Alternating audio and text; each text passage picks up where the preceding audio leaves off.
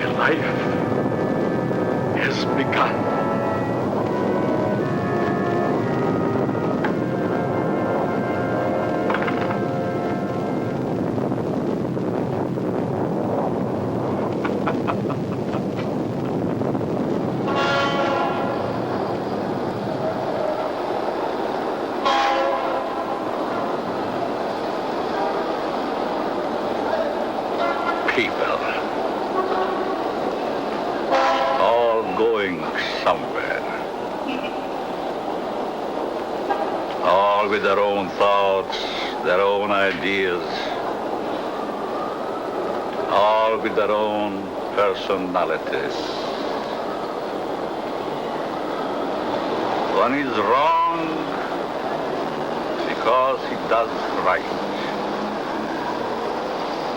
And one is right because he does wrong. Pull the string. Dance to that. Which one is created for?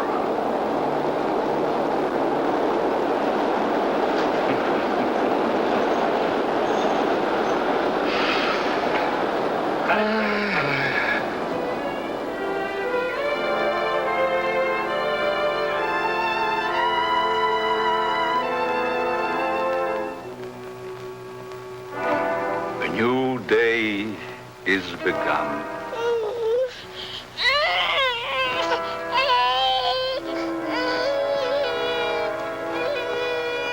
A new life is begun.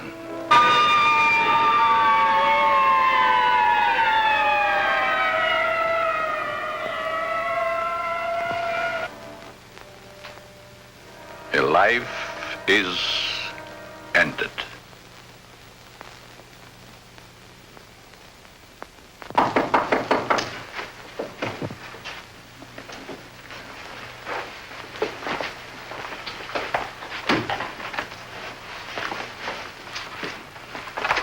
Let me see that note.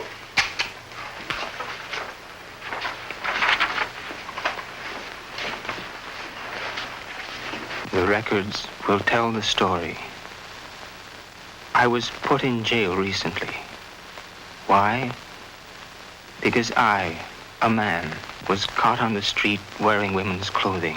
This was my 4th arrest for the same act. In life, I must continue wearing them. Therefore, it would only be a matter of time until my next arrest. This is the only way.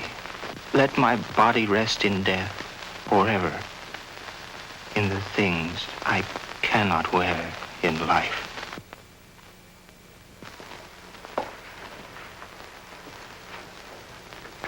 Inspector Warren is here to see you, Dr. Alton. Oh, yes. Show him in, Miss Stevens.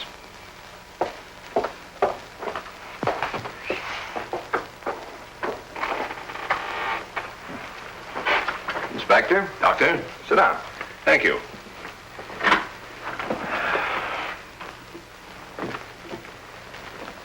You're a very busy man, Dr. Alton, I know. I appreciate this time you're giving me. Business or pleasure, Inspector? In a way, business. From policeman to inspector, 20 years of it. I guess I've seen everything there is for a policeman to see. Yet I wonder if we ever stop learning. Learning about which we see. Trying to learn more about an ounce of prevention. I'm a man who thrives on learning. We only have one life to live. We throw that one away. What is there left? Doctor, I'm hoping to learn something from you. And with that knowledge, maybe save some human from a fate which I just witnessed a few days ago. A 4-time loser. This type of case comes to me as well as yourself many times during the course of 1 month. The suicide? The suicide. Most of us have our idiosyncrasies. This fellow's was quite pronounced.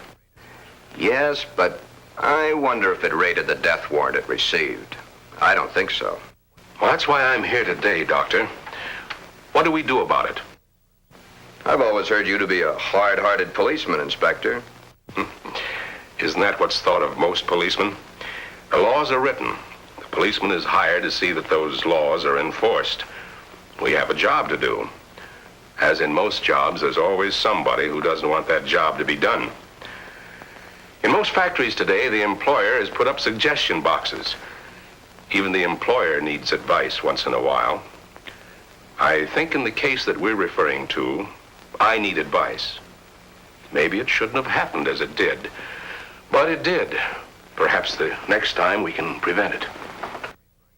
Let's get our story straight. You're referring to the suicide of the transvestite? If that's the word you men of medical science use for a man who wears woman's clothing, yes. Yes, in cold, technical language, that's the word. As unfriendly and as vicious as it may sound. However, in actuality, it's not an unfriendly word, nor is it vicious when you know the people to whom it pertains. Would the sex operation do these people any good? I understand you were quite prominent in a case that hit the headlines a few weeks ago. In some cases, yes, others, no. Well, the papers certainly had a field day with that one. Strange as it may seem, even though it was a field day, as you so aptly put it, it's not a new story. Sex change has been performed many times.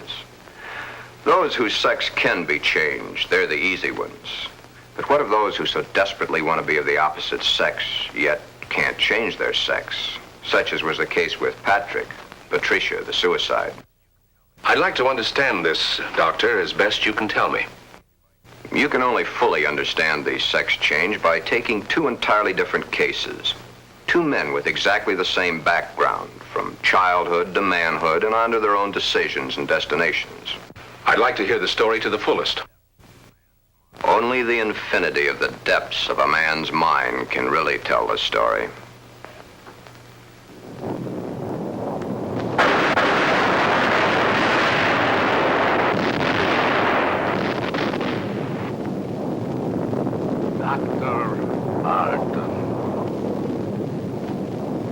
A young man, though he is, speaks the words of the All-Wise. No one can really tell the story. Mistakes are made. But there is no mistaking the thoughts in a man's mind.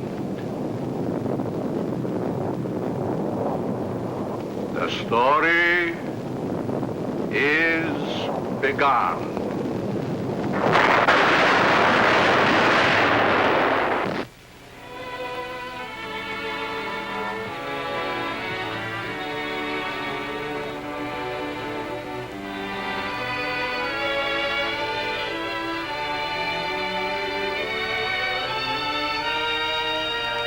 One might say, there, but for the grace of God, go I. Why is the modern world shocked by this headline? Why? Once, not so very long ago, the people of the world were saying, airplanes. Why, it's against the Creator's will. If the Creator wanted us to fly, he'd have given us wings. but we fly. Maybe some of you may still remember an even sillier remark. Automobiles? Bad. They scare the horses. If the Creator had meant for us to roll around the countryside, we'd have been born with wheels. Silly? Certainly. We were not born with wings. We were not born with wheels. But in the modern world of today, it's an accepted fact that we must have them. So we have corrected that which nature has not given us. Strangely enough, nature has given us all these things. We just had to learn how to put nature's elements together for our use, that's all. Yet, the world is shocked by a sex change. If the Creator had wanted us to fly, he'd have given us wings. If the Creator had meant us to roll around the countryside, we'd have been born with wheels. If the Creator had meant us to be boys, we certainly would have been born boys. If the Creator had meant us to be born girls, we certainly would have been born girls. Are we sure? Nature makes mistakes. It's proven every day.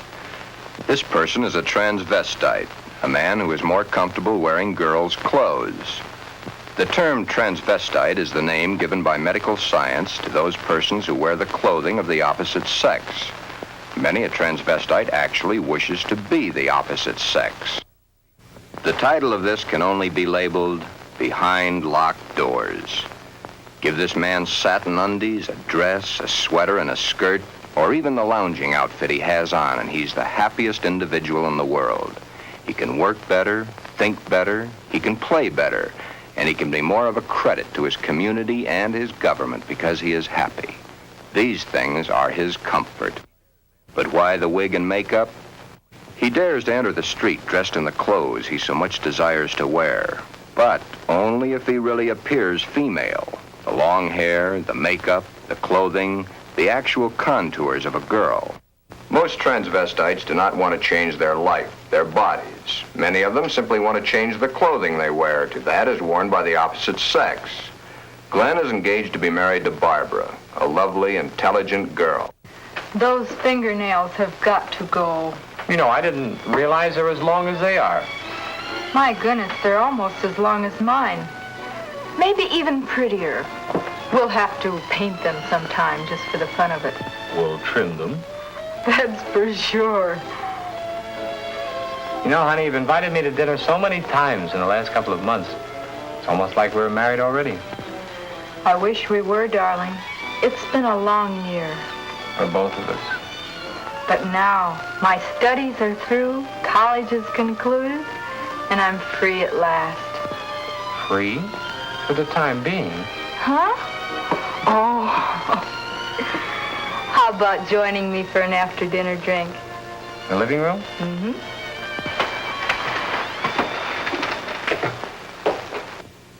Modern man is a hard-working human.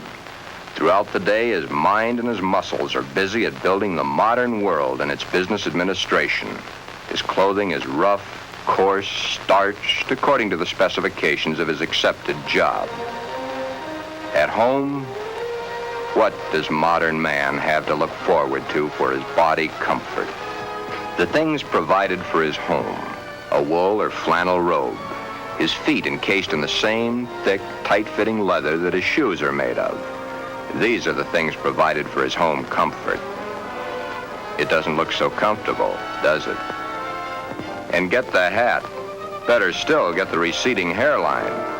Men's hats are so tight they cut off the blood flow to the head, thus cutting off the growth of hair.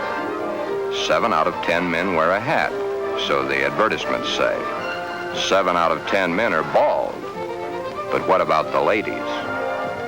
Yes, modern woman is a hard-working individual also, but when modern woman's day of work is done, that which is designed for her home comfort is comfort. Hats that give no obstruction to the blood flow. Hats that do not crush the hair. Interesting thought, isn't it? Just for comparison, let's go native. Back to the animal instinct. There, in the lesser civilized part of the world, it's the male who adorns himself with the fancy objects, such as paints, frills, and masks. The true instinct. The animal instinct. Bird and animal life. Is it not so that it's the male who is the fancy one? Could it be that the male was meant to attract the attention of the female? What's so wrong about that? Where is the animal instinct in modern civilization? Female has the fluff and the finery, as specified by those who design and sell. Little Miss Female, you should feel quite proud of the situation.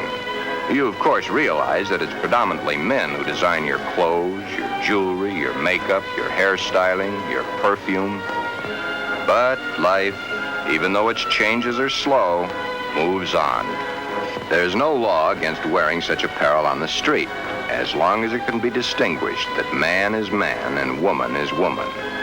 But what is it that would happen were this individual to appear this way on the street? You're doing it now, laughing. Yet, it's not a situation to be laughed at. Thus, the strange case of Glen, who was Glenda, one and the same person, not half man, half woman, but nevertheless, man and woman in the same body, even though by all outward appearances, Glen is fully and completely a man.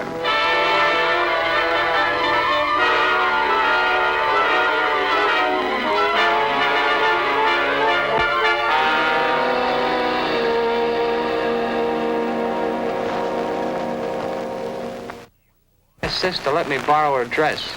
You want to borrow your sister's dress? What for? I want to wear it to the Halloween party. There are names for boys who go around wearing girls' clothes. Oh, don't be silly, darling. You go ahead and wear your sister's dress, Glen. You always did look much better as a girl than you do as a man. Glen did wear the dress to the Halloween party. He even took first prize.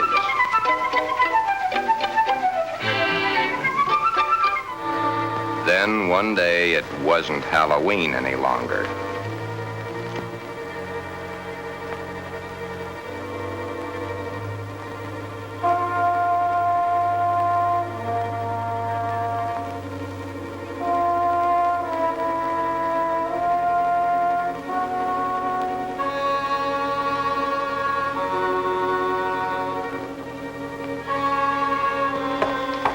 I wish I had the sight into such things to be able to advise you, Sheila.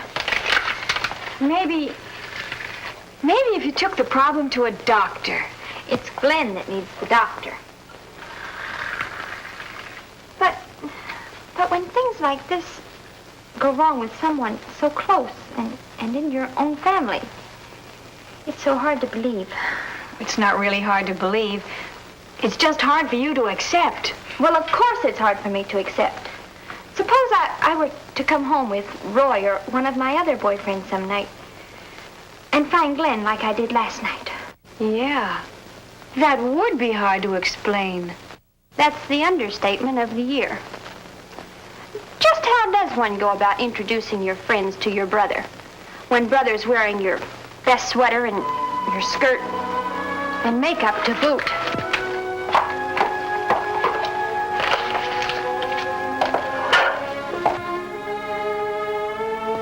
Glen is not a homosexual. Glen is a transvestite, but he is not a homosexual. Transvestism is the term given by medical science to those persons who desperately wish to wear the clothing of the opposite sex, yet whose sex life in all instances remains quite normal. Would you be surprised to know that this rough, tough individual was wearing pink satin undies under his rough exterior clothing? He is. Then there is your friend the milkman who knows how to find comfort at home.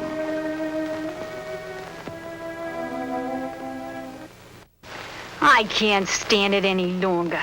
He wears all my clothes. Nothing is sacred to him, even my briefs. He has every one of my sweaters stretched out of shape. Of course, he has always replaced them, but then they didn't last long either. But, Your Honor, ruffles on his shirts and shorts, really. Glen and all the hundreds of thousands of other Glens across the nation face quite a problem. Glen is engaged to be married to Barbara, a lovely, intelligent girl. The problem? Glenda, Glen's other self. The girl that he himself is, his other individual personality. You look tired tonight, Glen. Yeah, I guess I am. It's been a long day. Have you seen the paper yet? No, what? It's headlines. A man had his sex changed to a woman. Isn't that a strange case? I wonder how some people's mind works. Well, some people aren't happy the way they are. I suppose so, but to change one's sex, that's a pretty drastic step to take. If it's the only way, I'm for it. I wonder what I would do in a case like that, if I were in the mental turmoil that person went through. Or if I suddenly realized that something was mentally wrong with you. Ooh, it's hard to visualize. Here we are, two perfectly normal people, thought to be married and lead a normal life together. And there's this poor fellow who never could have been happy if it wasn't for modern medical science. Our fourth term in psychology explains a lot of the facts, but I'm afraid the end of study is only the beginning of reality. Glen's problem is a deep one, but he must tell her soon. She's begun to notice things, his nails, his eyes when he looks into a ladies' store window. So many of the little things that are hard to hide. Soon she will realize. Then there was the time Barbara was wearing the sweater Glen had always wanted to feel on his own body. It was becoming an obsession to him. He must have it. What's the matter, Glen, darling? I guess I was daydreaming. Something seems to be troubling you. Why don't you tell me? It's nothing. Once, long ago, just after we started going steady together, we promised we'd never lie to each other. Are we gonna start now, just because we're engaged to be married? It's just that... Oh, Barbara, it's nothing. That little sleep won't cure. It's been an awful long day. It's more than that. Come on, tell me, darling. Who knows? Maybe I can help. That's just it. You could. Then something is troubling you. Yes. Do I have a right to know? You have a right to know. But let's just say for the moment that I'm afraid to tell you. I'm afraid I'd lose you. Nothing could be as bad as all that. I love you and you love me.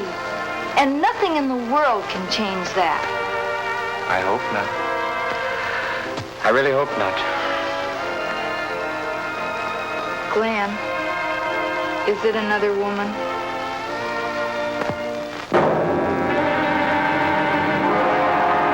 Hold the string! Hold the string! A mistake's made.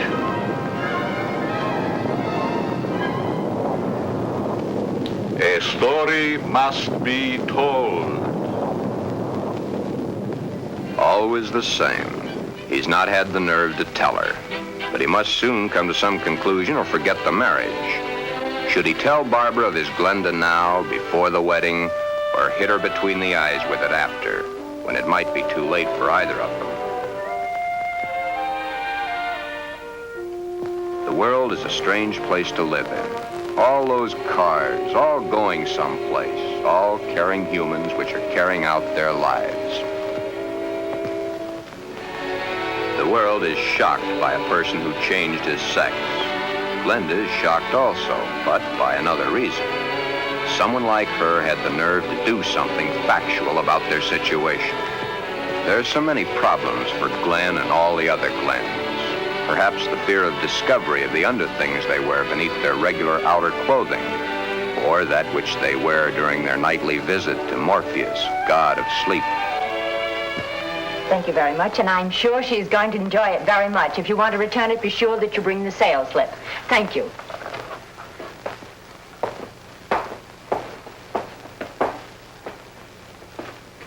Can I help you, sir? Yeah. Let me see a nightie. Well, what size? 12. The color and the material? Black. I'm very sure. Just a minute. Well, we have this here. Would you like that? Something like this? Has lace? Yeah. Perhaps he admires the material too long.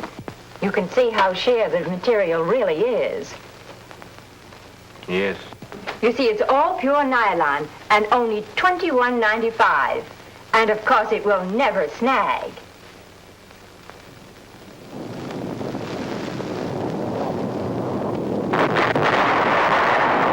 But Glen and Glenda and all the Glens and Glendas have an even bigger problem.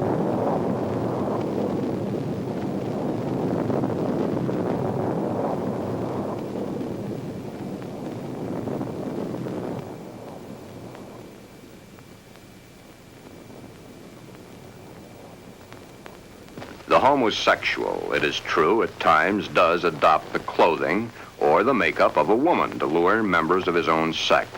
But this is not so for the transvestite. The transvestite is not interested in those of their own sex. The clothing is not worn to attract the attention of their own sex, but to eliminate themselves from being a member of that sex.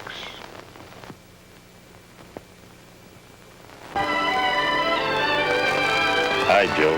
Hiya, Jack. Monday again. You know, I think Monday is about the worst day of the week. A perfectly wonderful weekend, then back to the sweatshops. Too bad we was born to work. Say, did you read about the guy that had his sex changed to a girl? Says he was perfectly normal, too.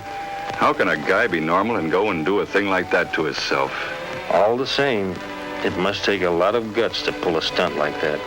That's a problem I don't ever intend to face. Maybe it's a problem we should all face. I don't get you. Just think of the unhappy life. The miserable time this world of ours must have given that poor guy. I still don't get you. Now, here is a guy who wanted to be a girl. Supposing there had been no way to change his sex. You sound as if you're really head up on this thing. I guess I am. Do you realize what would happen if every man in the country that wanted to wear women's clothes or felt like a woman went to their doctors and wanted a sex change? Of course. That's why I say perhaps society should be a little bit more lenient with them. Maybe society should try to understand them as human beings. Another day done. Thank goodness. See you tomorrow, Jack. Yeah. So long, Joe. Until tomorrow.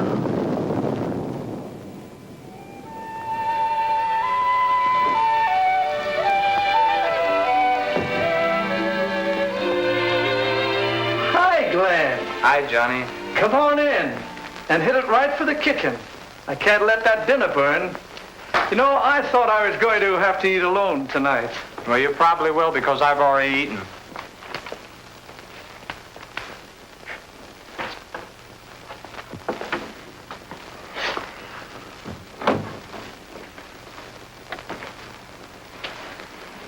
What's up? Nothing much. Say, you really look down in the dumps. I guess I got a problem. Haven't we all? I mean a real problem, one like I've never had to face before. Our whole existence is one big problem after another. I want to get married. You have a problem. When did this all come about? For nearly a year, I've been engaged to a very wonderful girl. Now the time is getting very close to the man with the book. I'm scared to death. You love her? Very much. Does she love you? Yes.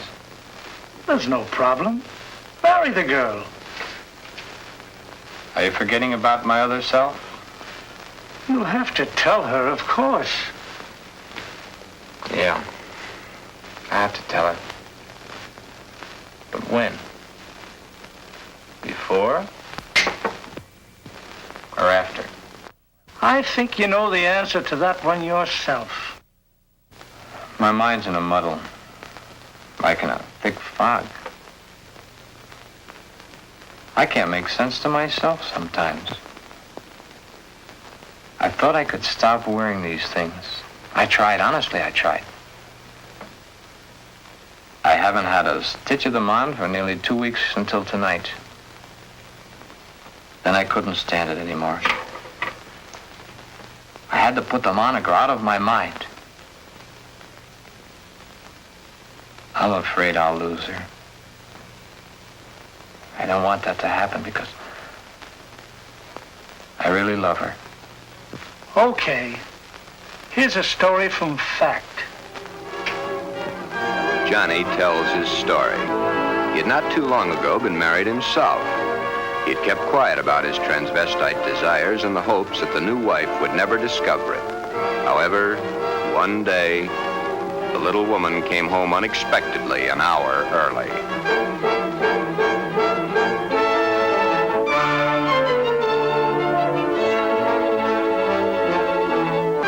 That marriage ended here. Will your problem be like mine? Most probably it will. Because the love hasn't been built up for such a thing. She, your wife, she will not have been taught enough about the problems to cope with it. Glenda must now make her decision. Or forever forget the marriage to Barbara. Glenda should consult a competent psychiatrist, but then very few transvestites wish to change their strange desires. This is their life. To take it away from them might do as great a harm as taking away an arm or a leg, or life itself. Many even carry their transvestite desires to the grave with them.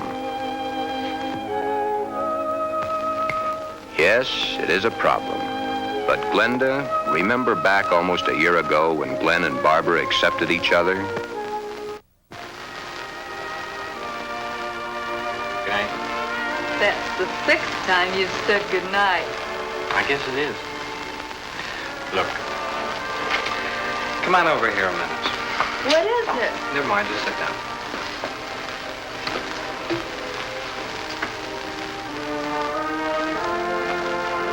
Oh, I was beginning to think you'd never get around to it. Did you mean you will?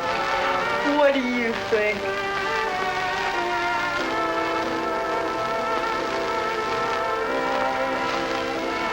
When? I must finish college first. It's only 7 months to go. Well, now, that's hardly long enough for you to get a trousseau together. How would you know about such things?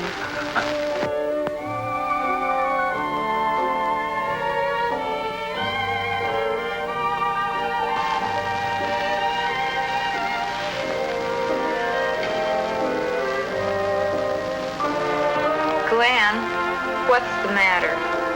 Huh? All of a sudden, you seem 1,000 miles off. Yes, I guess I was, huh? That's a mighty pretty dress you're wearing tonight. I wear my best to please you. You know, when you look at me, you just tie me in knots. I love to tie you a knot. Oh, I'll be so happy when these next few months are over. Some special reason? Of course. So you can stop kissing me goodbye at the door every night. Yes? So you can hold me close to you always. Yes? Then all you'll have to do is call and close your eyes to feel my lips on yours.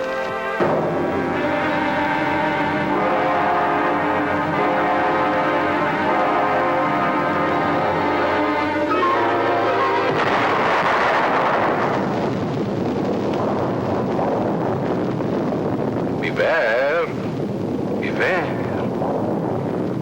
Beware of the big green dragon that sits on your doorstep. He eats little boys, puppy ducktails, and big fat snails. Beware. Take care. Beware.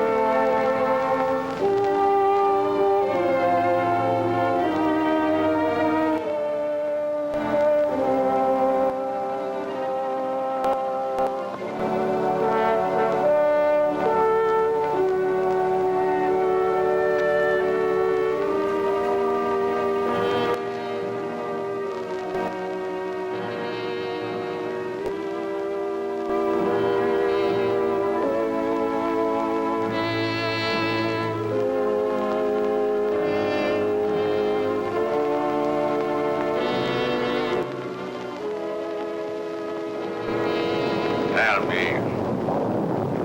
Tell me, dragon. Do you eat little boys? Puppy duck tails and big fat snails? Puppy dog tail, puppy dog tail, puppy dog tail. Everything nice, everything nice. Ha ha ha, puppy dog tail.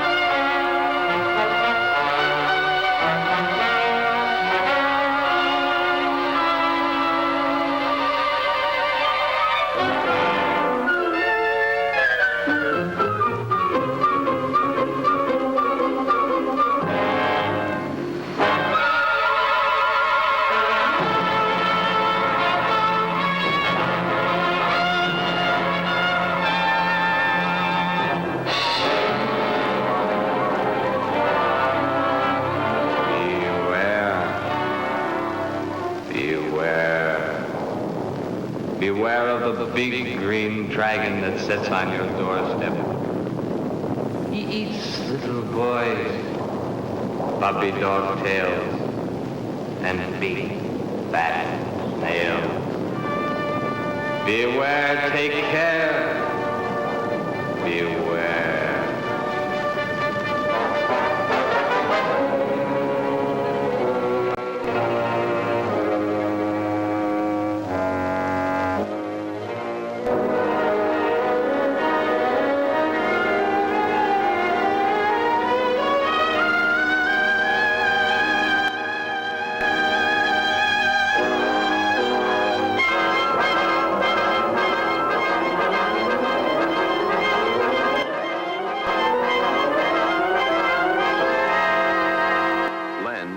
Glenda has made the decision. Glen has decided to tell Barbara of his dual personality. To tell her of the nighties and negligees, the sweaters and skirts, the robes and dresses, the stockings and the high-heeled shoes, the wig and the makeup. All that goes to make Glen into Glenda. He tells Barbara he cannot cheat her of the knowledge that she, as his fiancée, should possess. All the facts.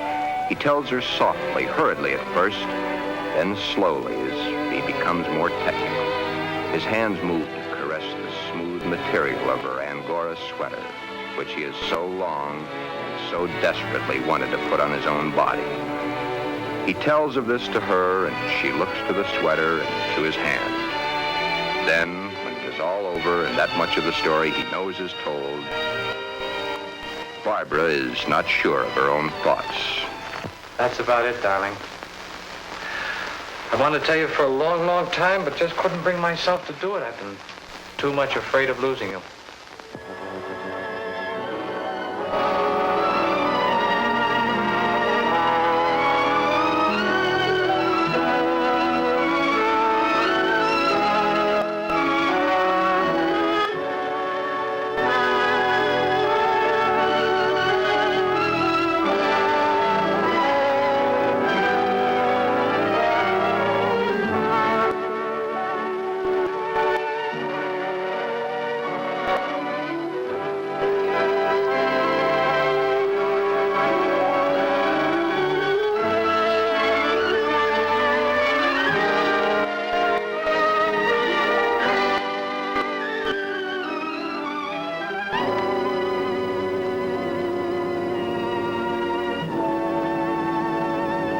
Glen, I don't fully understand this, but maybe together we can work it out.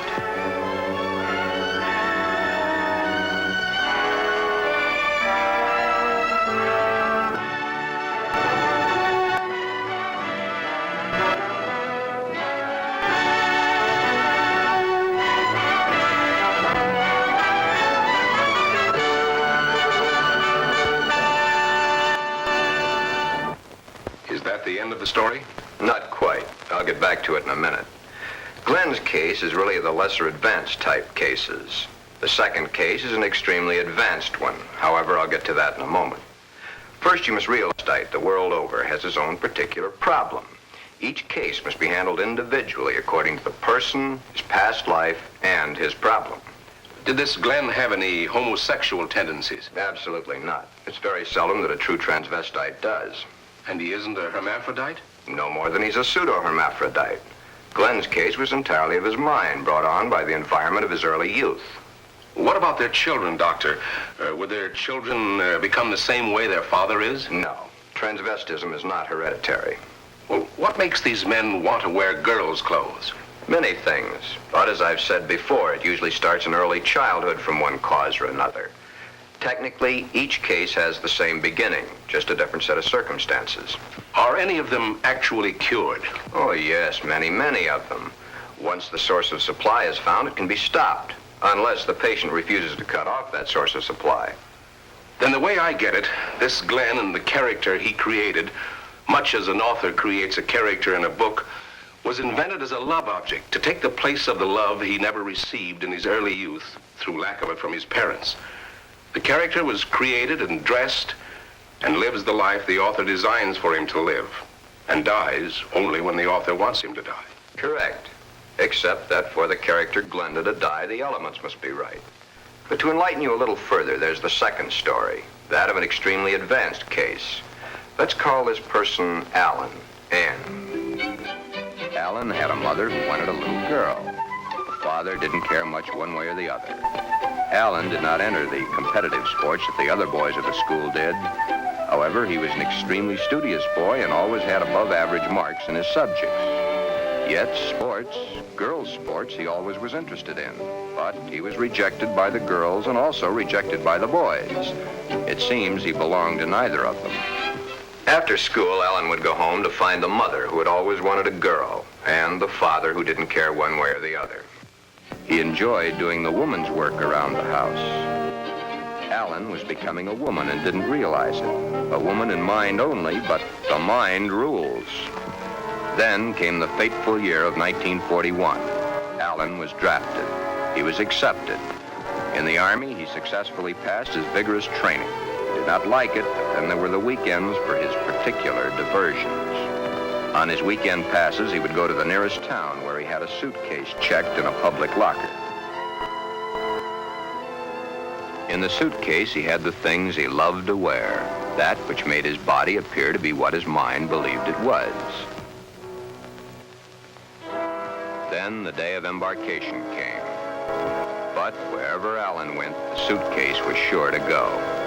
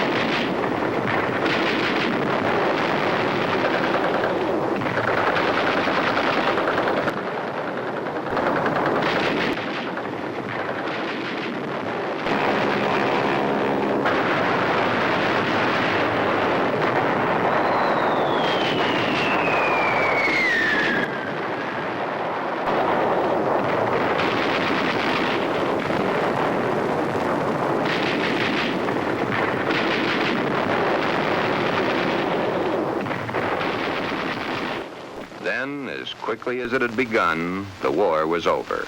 Alan came home. Alan had learned all the terms directed at men like himself, but no one had found out his aversion. He was honorably discharged from the service at the end of the war. He had received the Silver Star and the Bronze Star for gallantry in action. While he was in an Army hospital recuperating from a wound he had received in New Guinea, he learned a very interesting fact. He learned that foreign doctors were doing marvelous work with a sex change, man to woman, woman to man. Shortly after his separation from service, Alan came to me for advice. There followed many long sessions with my clinical reports and the reports of eminent doctors.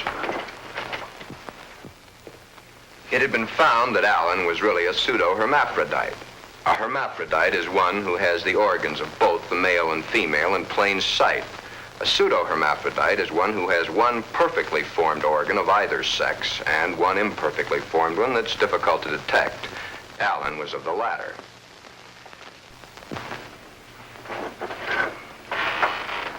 Alan was then given his choice. That which nature had given him was a mistake. It was up to us to correct that mistake one way or the other. Alan had to decide whether he wanted to become a man or she wanted to become a woman. Both were completely possible.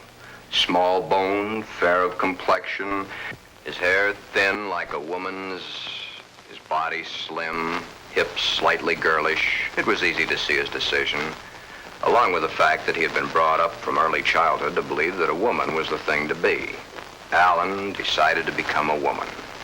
This, after all the help I could give him, was only the beginning. During the following 2 years, he was to go through the tortures of the damned.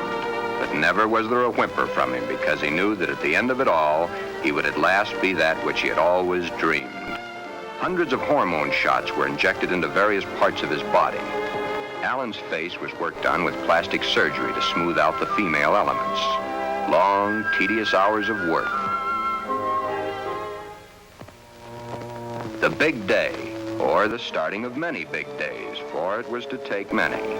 The series of operations are performed slowly and at intervals to prevent any unnecessary shock to the nervous system.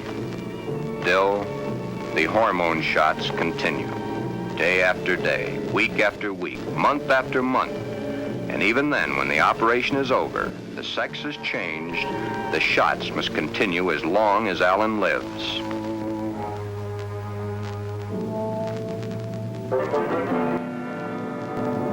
First, the breasts are brought out. The body of the woman within begins to appear now.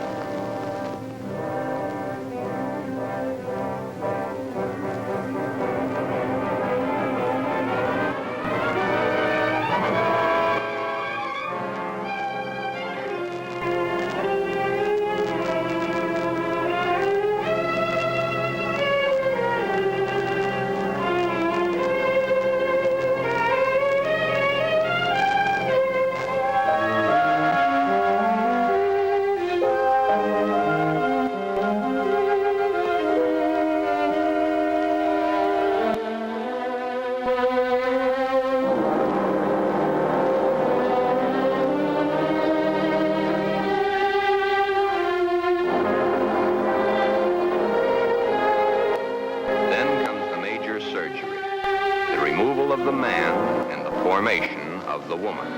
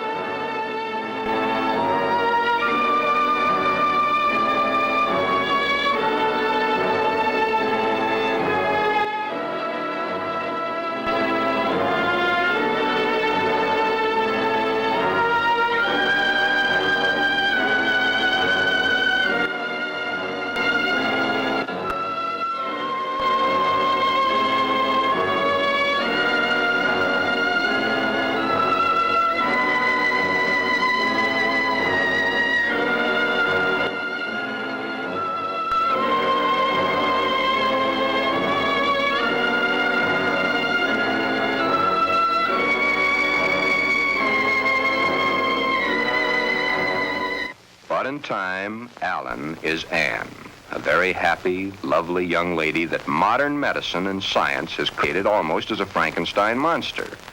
The newspapers heard of it and hit the story with their usual fullness. If papers had not gotten hold of the story, it would have gone untold, unnoticed as so many others in medical history. The sex change has been performed hundreds of times.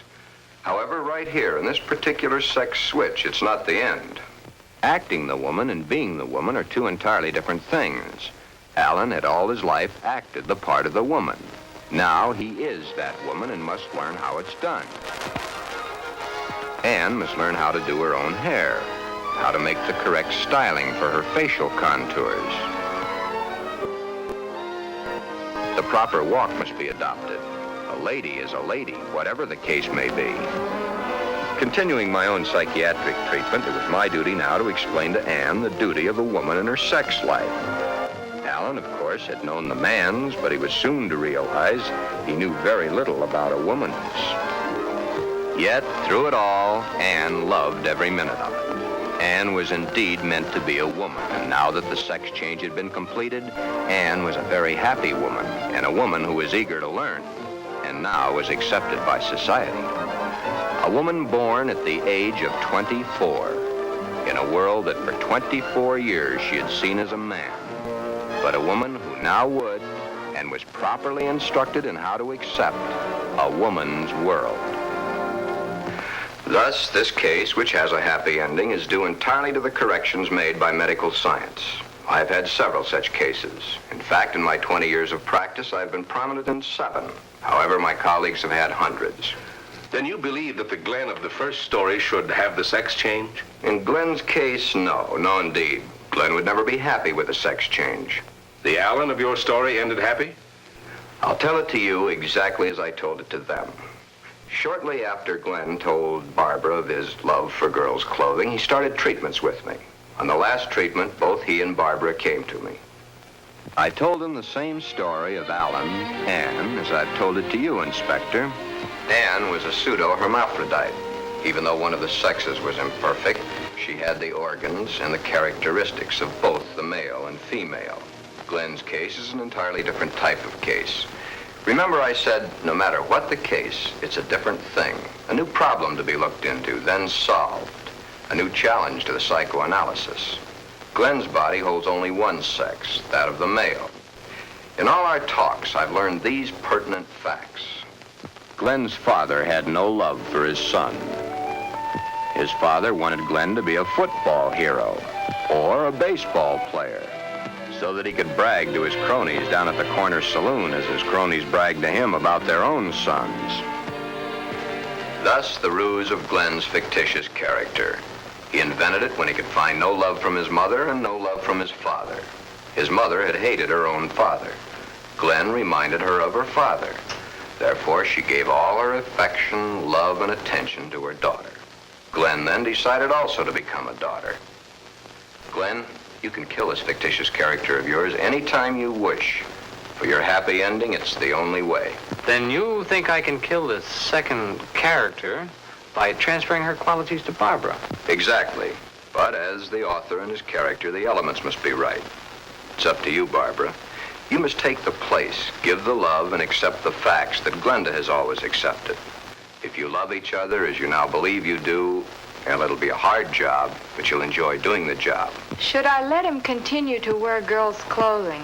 Or should I put my foot down? If you put your foot down, you'd only go behind closed doors. Love is the only answer. Glenda must be transferred to you. Supposing Glen never gets over wearing girls' clothing. Would it matter to you very much? I love Glen. I'll do everything I can to make him happy.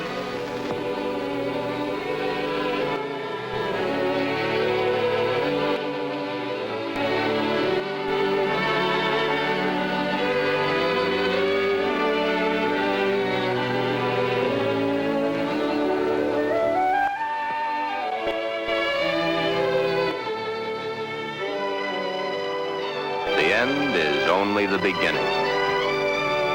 Time passes. Soon, due to a happily married life, the remembrance of the psychiatric treatments, and Barbara's love and understanding, Glenda begins to disappear forever from Glen. Glen has found his mother, his little sister, his wife, and his Glenda all in one lovely package. Thus, Glen's case has a happy conclusion. Therefore, two entirely different cases, handled in two entirely different ways, have a happy ending. Yeah, those two. But what of the hundreds of other less fortunate Glens the world over?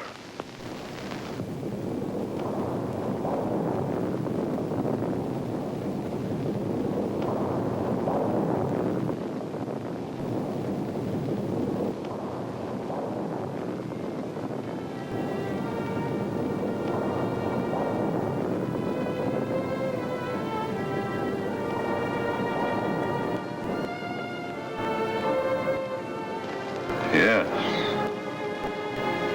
But what of the others? Less fortunate Glens the world over.